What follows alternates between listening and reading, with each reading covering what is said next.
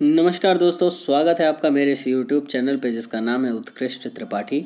तो अरुणाचल प्रदेश से रिलेटेड हमने 2 वीडियोस ऑलरेडी कवर कर ली हैं। आज हम बात करेंगे इंडो चाइना वार 1962 के बारे में। ठीक है, इंडो चाइना वार या सीनो इंडियन वॉर भी करते हैं। ठीक है, तो कहानी ऐसे शुरू होती है कि 1947 में इंडिया इंडिपेंडेंट हो जाता है, यानी भारत को स्वतंत्रता 1947 में मिलती है। वहीं 1949 में चाइना में गृह युद्ध छिड़ा था।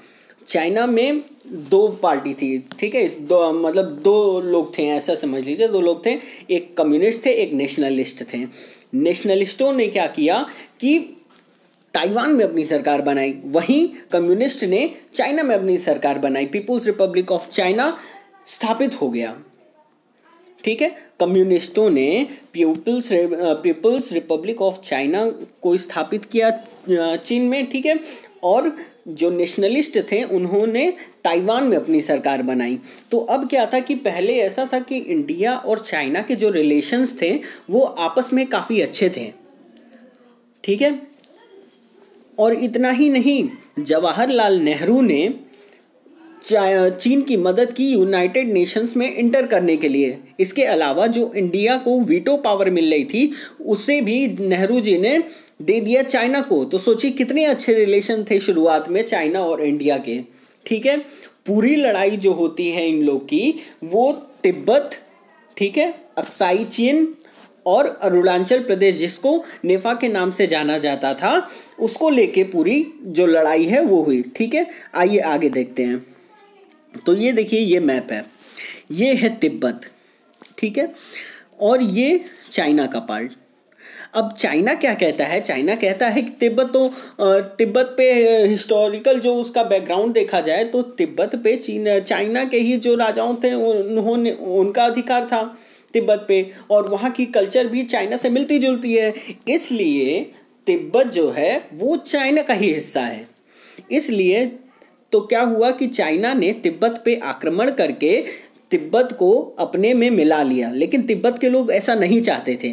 तिब्बत के लोग भारत के साथ खुश थे। ठीक है, लेकिन चूंकि चाइना ने तिब्बत को अपने अंडर में ले लिया, इसकी वजह से क्या हुआ कि तिब्बत को जब अपने अंडर में ले लिया तो इंडिया और चाइना के बीच में एक बैरियर बन के रह गया। ठीक है, तो क्या होता है कि 1950 में चाइना क्लेम करता है कि तिब्बत उसका पार्ट है और उसकी जो राइट है तिब्बत पे वो बनता है कि मतलब तिब्बत हमारा है तो हम तिब्बत पे पूरा अधिकार लेंगे। ठीक है, तो चाइना ने इस तरह से तिब्बत को अपने अधिकार में ले लिया और एक लाइन की तरह ड्रॉ कर दिया तिब्बत को इंडिया और चाइना के बीच में। ठीक है, 1954 में क्या होता है? In 1954 an agreement is sine between India and China का पंचशील एग्रीमेंट। ठीक है, जिसमें पंचशील एग्रीमेंट साइन हुआ इंडिया और चाइना के बीच में, जिसमें ये डिसाइड किया गया कि इंडिया के लोग चाइना पे नहीं अटैक करेंगे और चाइना के लोग इंडिया पे नहीं अटैक करेंगे। इसके अलावा इंडिया की यूएन वगैरह में इसके रिलेटेड, मतलब चाइना जो तिब्बत पे कब्जा किया उसके रिलेटेड कोई मैटर नहीं उठाएगा। ठीक है, उसके बाद नेहरू क्या होता है कि Nehru told in parliament that Tibet is Chinese culture. ठीक है, चाइनीज कल्चर है, so they have right to acquire the area. यानी तिब्बत की जो संस्कृति है, तिब्बत का जो हिस्टोरिकल बैकग्राउंड है वो चीन के साथ जुड़ा हुआ है, इसलिए हमारा उस पर कोई अधिकार नहीं होता। और ये सबसे बड़ी गलती थी किसकी? नेहरू जी की। ठीक है, आइए थोड़ा सा हम इसके व्यू के बारे में देख लेते हैं। ये है चाइना। ठीक है, यहाँ पे आप पड़ता है आपका तिब्बत।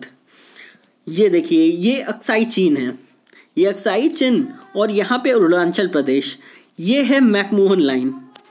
ठीक है, इसके अलावा ये 2 चीज़ हैं, एक है LAC, ठीक है, और एक है LOC। ठीक है, LAC जो है वो अक्साई चीन और इंडिया के बीच में है। ठीक है, ये आप देख सकते हैं, ये अक्साई चीन है। लाइन ऑफ एक्चुअल कंट्रोल जो है ये है, ये जो पार्ट आप देख रहे हैं ये है line of actual control LAC, और LOC किसके बीच में है? ये इंडिया और पाकिस्तान के बीच में है। तो अब डिस्प्यूट किसको किसको लेके था, ये अक्साई चिन और अरुणाचल प्रदेश को लेके डिस्प्यूट था। चाइना कहता था कि अरुणाचल प्रदेश जो उस समय नेफा के नाम से जाना जाता था, नेफा जो है वो साउथ तिब्बत ही है, ठीक है। इसको लेके काफ़ी इन लोग के बीच में मैटर हुआ और वही कहीं ना कहीं ये मैकमोहन, देखिए होता क्या है ना कि ये मैकमोहन लाइन है, ठीक है। अब क्या होता है कि भारत जो है इस पे भारत यहाँ तक आ जाता है, यानी इसके लाइन तक अपनी छावनियाँ बना लेता है। और इतना ही नहीं, भारत क्या करता है कि ये लाइन के थोड़े और नॉर्थ में अपनी छावनी स्थापित कर लेता है, जिससे चाइना को ये लगने लगता है कि अब ये घुसपैठ हो रहा है। और इसी को लेके बाद में लड़ाई हो गई किसके किसके बीच में, चाइना और इंडिया के बीच में, ठीक है। तो देखिए ये अक्साई चिन है, ठीक है। यहाँ क्या है, ये है लाइन ऑफ एक्चुअल कंट्रोल और ये है line of control. Line of control किसके बीच में है, पाकिस्तान और इंडिया के बीच में है। और लाइन ऑफ एक्चुअल कंट्रोल जो है वो चाइना और इंडिया के बीच में है, ठीक है। ये है लाइन ऑफ एक्चुअल कंट्रोल। तो इस लाइन के इधर में आज की बात हम कर रहे हैं, इस लाइन के लेफ्ट हैंड साइड में या वेस्ट साइड में इंडियन आर्मी है, और इसी लाइन के जो ईस्ट साइड में कौन सी आर्मी है, चीन की आर्मी है, ठीक है। तो लाइन ऑफ एक्चुअल कंट्रोल किसके किसके बीच हो गया, चाइना और इंडिया के बीच में। In 1956 China constructed a road linking Xinjiang to Tibet via Aksai Chin, ठीक है। 1956 में ये अक्साई चिन से होते हुए एक रोड बनाई चाइना वालों ने, जो किसको जोड़ता था, जिनजियांग को तिब्बत से जोड़ता था, ठीक है। अब इसके बारे में इंडिया को मालूम हुआ 3 साल बाद कि चीन ने ऐसा भी काम किया है। अब इंडिया वाले शांत कैसे बैठ सकते हैं। इन 1959 Tibet starts rebel but Chinese military crush this. मैंने बोला ना, तिब्बत के लोग भारत के प्रति उदार थे। भारत वो चाहते थे कि भारत में हमारा एडमिनिस्ट्रेशन जो चले, वो तो एक तो चाहते थे खुद अपने आप को एक देश की तरह उसमें करने से, इसके अलावा भारत से इनका लगाव भी था। वो नहीं चाहते थे कि चाइना के अंडर में आए। इसलिए तिब्बत के लोगों ने वहाँ पे रेबल स्टार्ट कर दिया, वहाँ विरोध करने लगे कि हम चाइना के उसमें नहीं आएंगे, अंडर में, कंट्रोल में नहीं आएंगे। तो इसके सबसे बड़ी चीज़ ये हुई कि चाइनीज़ मिलिट्री ने इसको दबा दिया। At the time Dalai Lama feels to India and ask for help, ठीक है। अब क्या हुआ कि दलाई लामा क्या होता है, एक पोस्ट होता है, तिब्बत के धर्मगुरुओं का एक पोस्ट होता है। मैंने बोला वो चाहते थे इंडिया के साथ विलय हो जाए, मतलब इंडिया के साथ उनके रिलेशन बने रहे। तो दलाई लामा क्या किए कि इंडिया है, फ्लीज टू इंडिया, ठीक है। वो क्या किए, इंडिया हैं और जवाहरलाल नेहरू से मिले और उनसे मदद के लिए गुहार लगाने लगे। अब ये सुन के चीन का खून खौल गया। अब चीन बोला कि दलाई लामा की हिम्मत कैसे हुई, वहाँ पे चला गया, और इंडिया वालों की हिम्मत कैसे हुई कि उनको शरण दे दिया, ठीक है। अब ये चीज़ से चाइना एकदम बौखला गया। इन 1960 जोहू कौन थे, जो वहाँ के एक तरह से कह लीजिए प्रेसिडेंट टाइप का कह लीजिए, प्रेसिडेंट या प्राइम मिनिस्टर, ठीक है। वहाँ के जो सुप्रीम थे उनको वो जोहू थे, ठीक है। वो इंडिया हैं और क्या किए, उन्होंने एक प्रपोजल रखा कि जो अक्साई चिन वाला एरिया है, ठीक है, ये अक्साई चिन वाला जो एरिया है ये चाइना को दे दें, और जो अरुणाचल प्रदेश नेफा का एरिया है वो आप इंडिया वाले आप ले लीजिए, ठीक है। यानी ये आप ले लीजिए और अक्साई चिन का एरिया हम ले लेते हैं। लेकिन इसके साथ ही उन्होंने शर्त ये रखा कि मैकमोहन लाइन आप इंडिया वाले नेफा तो ले लेंगे, लेकिन इस लाइन के इंडियन आर्मी जो है वो 20 किलोमीटर अंदर रहेगी और इस लाइन के 20 किलोमीटर अंदर चाइना वाले रहेंगे, ठीक है। यानी इस लाइन से यहाँ अंदर की तरफ 20 किलोमीटर कौन रहेगा, इंडिया वाले रहेंगे, और इस लाइन के 20 किलोमीटर अंदर चाइना वाले रहेंगे। लेकिन नेहरू जी ने ये कहा कि मुझे ये सौदा मंजूर नहीं है, ठीक है। इन 1950 से 1961 के बीच में इंडियन आर्मी और चाइनीज़ आर्मी के बीच झड़प होती रही अरुणाचल प्रदेश में, ठीक है। वहाँ पे क्या होता था कि कभी इंडियन आर्मी वाले चले जाते थे आगे तो चाइना वाले मार देते, या चाइना वाले कभी अंदर आ जाते थे तो इंडिया वाले गोली चला देते थे। तो इस तरह से डिस्प्यूट बना रहा, ठीक है। The forward policy 1960, PM Nehru decided that Indian army should occupy the frontier areas along the McMahon line and Aksai chain. ठीक है, नेहरू ने क्या बोला, नेहरू ने बोला कि जो मैकमोहन लाइन है, ठीक है, उसके फ्रंट के एरिया, उसके जितना एरिया जितना पास हो सके उस तक हमको अपना कब्जा चाहिए और अक्साई चिन पे भी अपना कब्जा चाहिए। Some post where even north of the McMahon line, वहाँ पे उन्होंने क्या किया, इंडिया वालों ने क्या किया कि जो मैकमोहन लाइन है उस लाइन के पास में अपने जो छावनियाँ थी वो बनाना शुरू कर दी थी, वहाँ पे अपने पोस्ट लगाने शुरू कर दिए थे।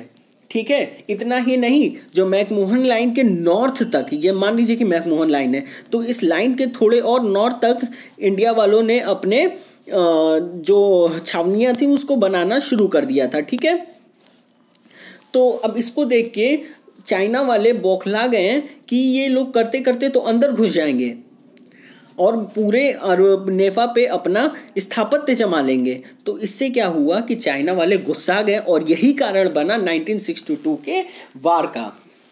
ठीक है, due to this reason Chinese army attack on Indian army in 1962, और यही रीज़न था कि 1962 में चाइनीज़ आर्मी ने अटैक कर दिया। ये कब से कब तक चला, ये वार जो चला वो 20 अक्टूबर से 21 नवंबर 1962 तक ये वार चला। ठीक है, चाइना ओवररन्स नेफा, ठीक है, एंड त्वांग इन 4 days। ठीक है, 4 दिनों के भीतर इन्होंने क्या किया, चाइना की मिलिट्री ने जो त्वांग, जो सबसे वेस्टर्न एरिया है अरुणाचल प्रदेश का, जो सबसे वेस्टर्न डिस्ट्रिक्ट है अरुणाचल प्रदेश का, वहाँ से असम तक घुस गए चाइना की मिलिट्री। ठीक है, और ये लड़ाई लगभग कब से कब तक चली, 20 अक्टूबर से 20 नवंबर तक चली। ठीक है, तो the battle of Rezang La happen, ठीक है, the battle of Rezang La, ये हैप नहीं है, हैपेंड है, the battle of Rezang La happened. ठीक है, तो the battle of Rezang La क्या होता है, हैपेंड होता है। The Chinese army wants to attack on the air base of India at Chushul. ठीक है, अब आइए आपको थोड़ा बैक ले चलते हैं और आपको एक चीज़ दिखाते हैं। ये अक्साई चिन है। ठीक है, यहाँ पे एक चुसुल नाम का, ये तो एक पहली बात है कि ये पूरा पठारी एरिया है। ठीक है, ये पूरा प्लेटू है, ये एकदम प्लेन एरिया है और लगभग 17,000 फीट की ऊंचाई पे है। ठीक, 17,000 फीट की ऊंचाई पे यहाँ पे एक वॉर होता है। यहाँ एक गांव है चुसुल, चुसुल में एक एयर बेस है, इंडियन आर्मी का एयर बेस है। उसको उड़ाने के लिए, उसको ख़त्म करने के लिए चाइना वालों ने क्या किया, अटैक कर दिया। ठीक है, तो इससे क्या हुआ कि चुसुल जो मैंने आपको दिखाया, जो चुसुल गांव था, वहाँ पे इंडियन आर्मी के एयरबेस को उड़ाने के लिए, उसको तहस नहस करने के लिए चाइनीज़ आर्मी ने अटैक कर दिया। वहाँ पे इंडिया के बहुत ही वीर 123 आदमियों ने 1000 चाइनीज़ आदमियों को मौत की नींद सुला दी। ठीक है, और ये किससे बिलोंग करते थे, ये 13 कुमाऊं के उससे छावनी से रिलेटेड थे। और इसको कौन लीड कर रहा था, इसको लीड कर रहे थे मेजर शैतान सिंह। ठीक है, तो यहाँ मात्र 123 लोगों ने 1000 चाइनीज़ जो आर्मी के जो आर्मी थे उन लोग को मार दिया। ठीक है, और ये लड़ाई कितने हज़ार फीट पे हुआ था, ये लड़ाई हुआ था 17,000 फीट की ऊंचाई पे। और बाद में मेजर शैतान सिंह को परमवीर चक्र से भी नवाजा गया। इस लड़ाई में 1386 लोग मर गए और 1700 लोग गायब हो गए, नहीं मिले, उनके कोई शव ही नहीं मिला।